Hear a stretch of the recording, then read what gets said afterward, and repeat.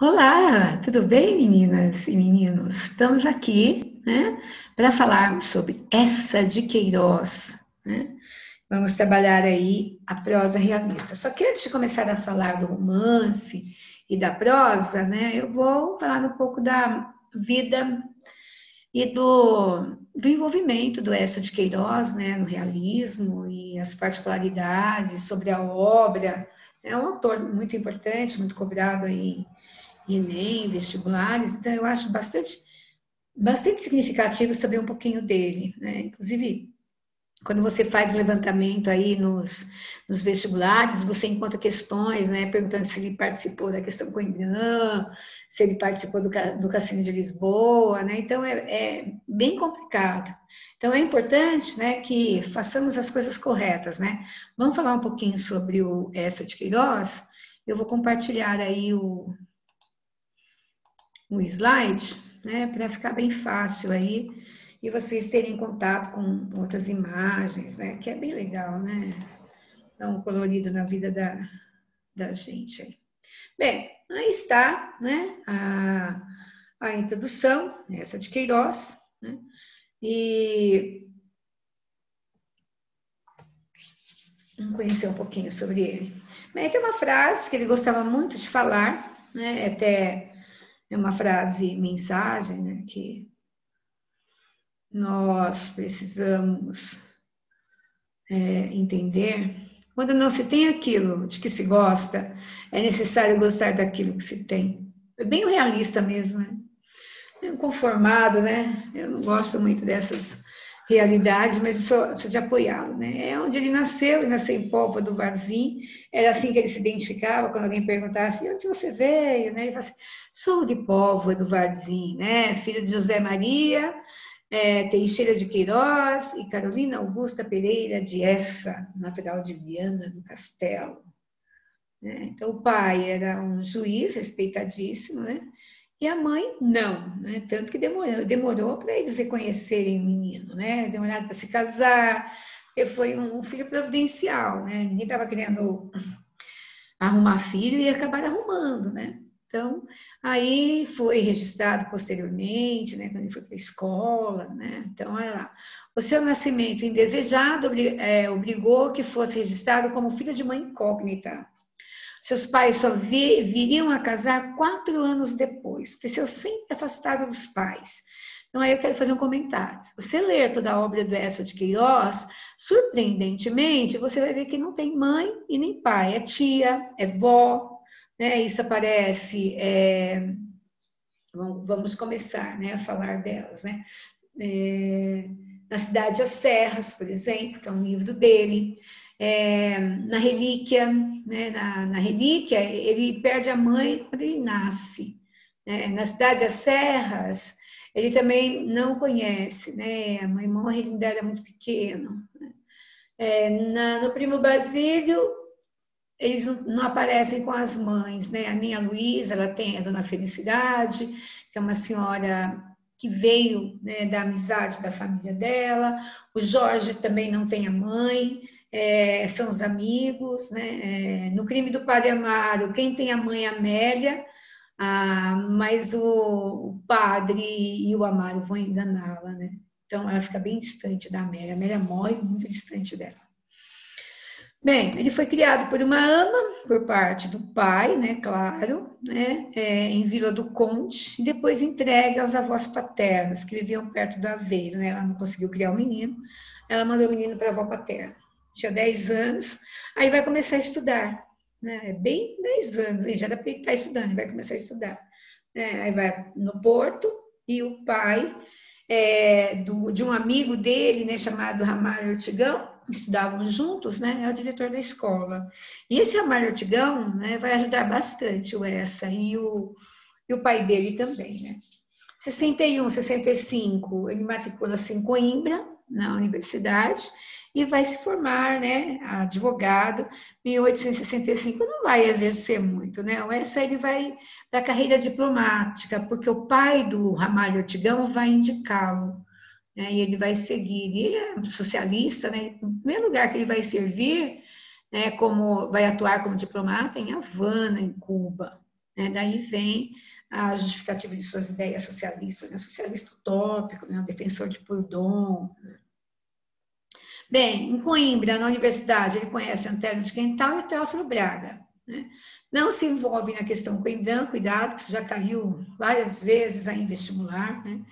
Que aconteceu durante 65, 66, mas ele vai se opor à geração romântica, aos representantes de Lisboa, na época em que surgirem as ideias de se fazer o Cassino de Lisboa. Em 1867, muda-se para a casa dos pais, no Rossio, e começa, né, a inscrever-se como advogado no Supremo Tribunal de Justiça.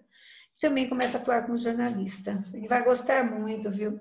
Aí vai partir para Évora e vai atuar como jornalista. E vai fundar o jornal, o Distrito de Évora. Né? Esse jornal ele vai ter uma filial em Lisboa. E quem vai atuar lá em Lisboa é o Ramalho Ortigão. É aí que eles vão escrever o primeiro livro em parceria, né? A Estrada de Sintra, tá certo? Então, no dia 6 de janeiro de 1900, expõe que deve ser atividade jornalística, ele vai explicar, né, como que deve ser o jornal, né? Então, ele vai dar uma aula aí, né, para nós. Que é. O grande dever do jornalismo, fazer conhecer o estado das coisas públicas, ensinar ao povo os seus direitos e as garantias de sua segurança, estar atento às atitudes que toma a política estrangeira, protestar com justa violência contra os atos culposos, frouxos, nocivos, velar pelo poder interior da pátria, pela grandeza moral, intelectual e material, em presença de outras nações, pelo progresso que fazem os espíritos, pela conservação da justiça, pelo respeito do direito, da família, do trabalho, pelo melhoramento das classes infelizes. Né? Ou seja, a imprensa seria para ajudar, né? E não para atrapalhar a vida do povo. Bem, estou mostrando isso porque depois nos livros, né, essas coisas aparecem. Por exemplo, essa viagem aí, né, estava como diplomata, 1869, ele vai fazer uma viagem ao Oriente para ver a inauguração do Canal de Suez, né, um diplomata, né, de Portugal.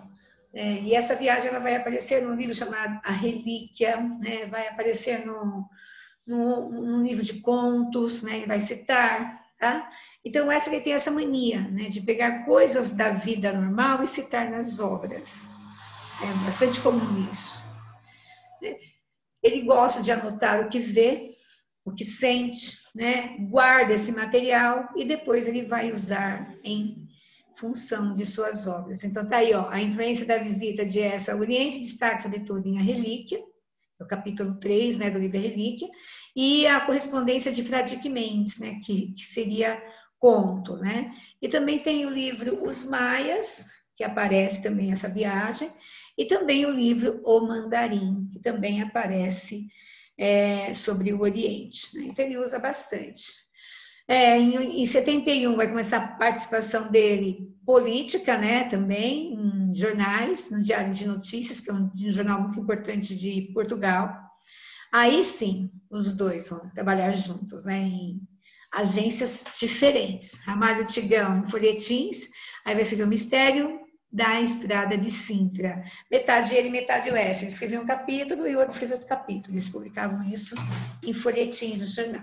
Esse livro hoje faz parte de uma reunião, inclusive tem aí as farpas, né? Mais tarde, com a mesma parceria, publica as farpas, né? Que seriam polêmicas, né, dos dois, né? Criticando tudo, né? E aí a família vai reunir isso numa obra só chamada Prosas Bárbaras, né? E vai incluir isso na primeira fase do Essa. E essa primeira fase é chamada de fase romântica. Cuidado, que isso é importante. Foi nomeado administrador do conselho em Leiria, escrevia-se conselho assim na época, por isso que está desse jeito.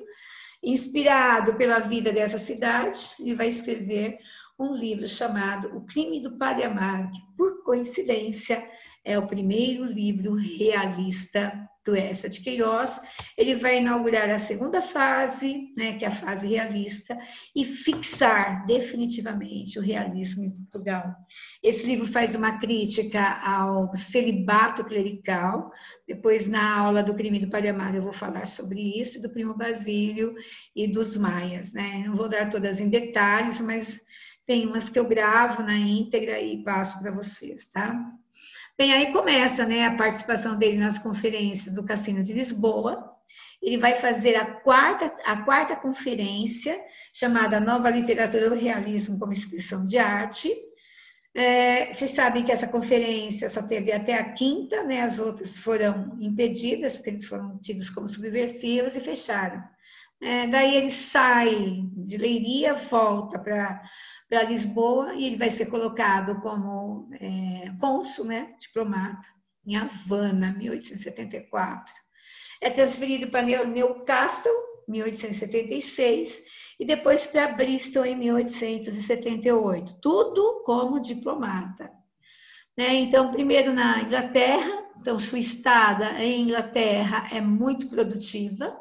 Então, em 76, ele estava lá em Inglaterra, ele escreveu o Primo Basílio, A Capital, né, que é um conto, que depois vai virar o livro A Cidade e as Serras. O Mandarim, né, A Capital, perdoe-me, não é a capital, não, é a civilização, perdoe. O Mandarim é uma invenção fiel, né, do espírito português. É bem interessante esse livro, né, é um conto bem grandão, mas A Relíquia é uma hipocrisia total, para mim, um dos melhores livros do Eça, né? Gosto muito desse livro aí, né? Apesar que eu gosto também do Primo Basílio, eu gosto do Crime do Padre Amaro, mas na terceira fase, né? Caminhando para a terceira fase, eu prefiro A Relíquia e depois A Cidade e as Serras, né? São obras maravilhosas, né? Aí ele vai criticar a hipocrisia, a beatice da tia Patrocínio, né? E a cara de pau mesmo, a safadeza do Raposão, né, que é o sobrinho dela. Bem, aí tem cartas de Inglaterra, colaboração dele em revistas, jornais, né? Aí a gente tem a importância, era um homem muito importante, né? Então ele era chamado, né, para palestras, né? Tinha uma vida política mundial, quase o mundo todo aí. Ele vai se casar com a Emília de Castro, irmã do Conde de Resende, que era amigo e companheiro de viagem ao Oriente, né? 1888 é cônsul em Paris e lá ele publica Os Maias. Só que aí quer fazer uma fofoca. Toda vez que ele ia publicar um livro, ele vinha a Portugal. Ele não publicava livro fora de Portugal, tá? Bem, aí vem, né, a Imagem dos Maias. É um livro que é realista também, ele faz uma crítica à alta sociedade. Para vocês terem ideia, né, esse livro ele vai fazer uma crítica, né, à relação de irmã com irmão. Eles não sabiam que eram irmãos e se apaixonaram, né, e chegaram aos finalmente. Só descobriram depois, aí eles vão se separar. Né? Então, ele vai fazer uma crítica a esses filhos fora do casamento, né, que podem causar problemas aí, né, que ninguém gosta de ouvir falar, né? Que é o incesto. 1889, ele entra para o grupo dos vencidos da vida. Então, falei isso a vocês, né? Eu tenho a Questão Coimbra, o Cassino de Lisboa, o Cenáculo, que eles continuam ativos, né, em jornais e revistas, e depois eles vão se reunir num grupo chamado Os Vencidos da Vida. E isso vai acabar com a morte do Antero de Quental, tá? Nós já vimos isso. Para um homem, o ser vencido ou derrotado na vida depende não da realidade aparente a que chegou, mas do ideal íntimo a que aspirava. Essa de Queiroz, tá? Então, o que era esse grupo, né? Eu relatei aí, ó, era um grupo constituído, eu não sei o nome de cabeça de todos, vou falar o nome de todos aí. Eram pessoas importantes da elite, alguns poetas, né? Tem aí, por exemplo, né, o Guias Junqueiro, né, o Conde de Ficário, olha o Antônio Cândido aí, esse é um professor que depois vai ser importantíssimo aqui no Brasil, né? O Conde de Ficário, o Conde de Sabugosa, né, o Conde Arnoso, o Marquês de Soveral, Carlos Lima Mayer e Carlos Lobo Ávila, né? São homens ricos, né, que né, estão aí envolvidos em intelectuais. O que não são ricos são intelectuais. Reuniam semanalmente de 1887 a 1889 para jantar e conversar no Hotel Bragança, no Café Tavares ou na residência de um deles, dependia. Bem, com a morte do Antério de Quental, o suicídio do Antério de Quental no ano de 1891, o grupo acaba, tá? E aí cada um segue seu caminho. E essa perpassa da desistência de uma geração legislativa e combativa para transformar a sociedade. Ele vai entrar na terceira fase da obra dele, né? Que seria A Relíquia, é um livro praticamente de transição, e depois os 2 últimos livros que são publicados póstumamente. Tem um de conto também. 2 romances e um conto, né? Que seria o Mandarim. E correspondências de Frederic Mendes, tem as cartas também. Então, nós temos aí a terceira fase, que é uma fase de maturidade, tem gente que fala que é uma fase nacionalista crítica, né? Essa fase, ele entende, né, que ele também é culpado do país estar em atraso, né, porque os ricos, na verdade, Portugal, eles iam embora e deixavam o país, né, e levavam todo o dinheiro que ganhava em Portugal para as cidades grandes, né, então Portugal entra numa decadência fantástica, né, horrível, né, cuidado que é uma ironia, né. E aí ele vai escrever A Cidade às Serras, ele vai escrever, antes ele escreveu A Ilustre Casa de Ramírez, para mostrar exatamente essa ideia. E aí ele vai inserir a ideia de campo-cidade, né?